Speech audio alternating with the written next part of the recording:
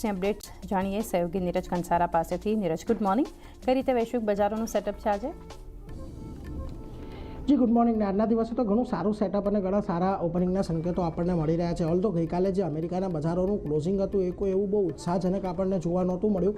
એક મિશ્ર ક્લોઝિંગ હતું. ખાસ કરીને જો ડાઓ, S&P આ બંનેની અંદર પોઝિટિવિટી રહી હતી, પરંતુ નાસ્ડેક એક મોટા ઘટાડા સાથે આપણને બંધ થતું જોવા મળ્યું હતું. હવે જે ચીપ શેર્સ છે એની અંદર જે અત્યારે વેચવાલી ચાલી રહી છે, સતત બીજો દિવસ હતો ગઈકાલે કે જે આપણને વેચવાલી થતી જોવા મળી, અને એમાં પણ જે એક વેનેક્સ સેમિકન્ડક્ટર ETF છે લગભગ ગઈકાલે 4.5% જેટલો આપણને અહીંયાથી ઘટતો દેખાયો. AMD, માઇક્રોન, ઇન્ટેલ આ બધા સ્ટોકની અંદર આપણને 4 થી 6% એક મોટો ઘટાડો પણ ગઈકાલે આવતો દેખાયો. એટલે ઓવરઓલ જે ટેકનોલોજી શેર્સ છે એની અંદર ગઈકાલે દબાણ આવતું દેખાયું, પરંતુ ઓવરઓલ બજારની અંદર એક સારી તેજી હતી. આ બધાની વચ્ચે ટેસ્લા માટે ખાસ કરીને અહીંયાથી ફોકસમાં રાખવાનો છે, કારણ કે ગઈકાલે શેરમાં લગભગ 7.5%નો ઘટાડો થયો અને એક વર્ષનો સૌથી મોટો ઘટાડો આપણને આવતો દેખાયો છે. હવે Q2માં છે ડિલિવરી છે એ 4.8 મિલિયન યુનિટ હતી. અહીંયાથી અંદાજ જે હતો એ 4.06 મિલિયનનો હતો, અને Q2માં ડિલિવરીમાં વાર્ષિક ધોરણે 25%નો વધારો થયો છે, અને ગત ક્વાર્ટરની સરખામણીમાં ડિલિવરીમાં 34%નો વધારો અહીંયાથી આપણને થતો જોવા મળ્યો છે. જોકે ઈરાન યુદ્ધ પહેલાંનો ઉછાળો એક વખતની અસર હતી, અને વધતી સ્પર્ધા અને મોંઘવારીના દબાણથી H2માં પડકારો અને વધતી ચીપ જેવી કિંમતોને કારણે હજી પણ ત્યાં આગળ પડકારો તો છે, એટલે એના પર એક ચોક્કસથી તમારે ધ્યાન રાખવાનું છે. બીજી તરફ ફેડનો નિર્ણય આ 29 જુલાઈના રોજ આવવાનો છે, જેની અંદર 29 જુલાઈએ તેઓ વ્યાજદર પર નિર્ણય લેશે. હવે મોટે ભાગે અહીંયાથી વ્યાજદરની અંદર વધારા કે ઘટાડાની કોઈ અપેક્ષા નથી. લગભગ 82% લોકોનું એવું માનવું છે કે કોઈપણ પ્રકારનો ફેરફાર અહીંયાથી ફેડ દ્વારા વ્યાજદરની અંદર કરવામાં નહીં આવે.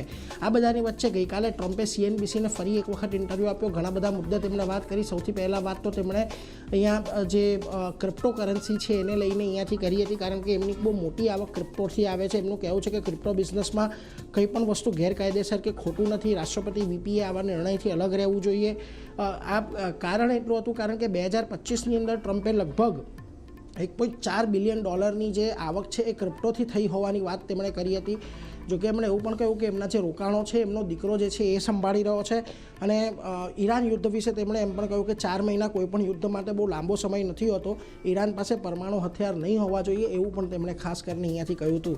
આ બધાની વચ્ચે ખાસ કરીને સ્ટ્રેટ ઓફ હોર્મુઝ પાસેથી આપણને એક પોઝિટિવ સમાચાર આવતા દેખાઈ રહ્યા છે કે ત્યાં આગળ જે ઓઇલ ટેન્કરો છે એને અવર જવરની અંદર વધારો થયો છે.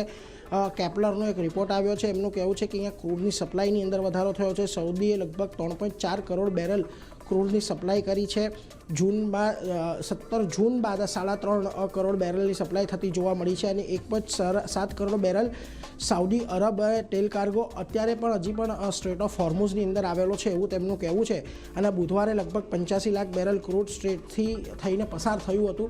એટલે ખાસ કરીને ત્યાંથી એક પોઝિટિવ સમાચાર આપણને આવતા દેખાઈ રહ્યા છે. હવે આ બધાની વચ્ચે જે આ સમાચાર આવ્યા છે એને લઈને જો આજે એશિયાના બજારોની અંદર પણ તમને સારી તેજી જોવા મળી રહી છે. ઇનફેક્ટ એક તાઇવાનના બજારો એવા છે કે જ્યાં આગળ લાલ નિશાન છે, પરંતુ નિક્કેઈ, કોસ્પી બંનેની અંદર જુઓ એક સારી મજબૂતી જોવા મળી રહી છે. તો શાંઘાઈ, હેંગસેંગ અને સ્ટ્રેટ ટાઈમ્સ ત્યાં પણ તમને મજબૂતી સાથેનું જ કામકામ જોવા મળી રહ્યું છે આજના દિવસે. અને ખાસ આપણને જે ગિફ્ટ નિફ્ટી તરફથી સંકેતો મળી રહ્યા છે એ ઘણા મહત્ત્વના, કારણ કે છેલ્લા ઓલમોસ્ટ 13 કે 14 સેશન થઈ ગયા કે જ્યાં આગળ આપણને 25,200ની ઉપર નિફ્ટી નથી જતું, અને આજના દિવસે જુઓ તમને ગિફ્ટ નિફ્ટી 24,407ના સંકેત આપી રહ્યું છે. એટલે 150 પોઈન્ટનો ઉછાળો તો આવે, પરંતુ જો મહત્ત્વની વાત છે કે આજે 24,200ની ઉપર આપણે સસ્ટેન થઈને બંધ થઈએ છીએ તો પછી એક મોટી તેજી બજારમાં આપણને આવતી જોવા ચાલની મળી શકે છે. જી નીરજ, આભાર આપના સમય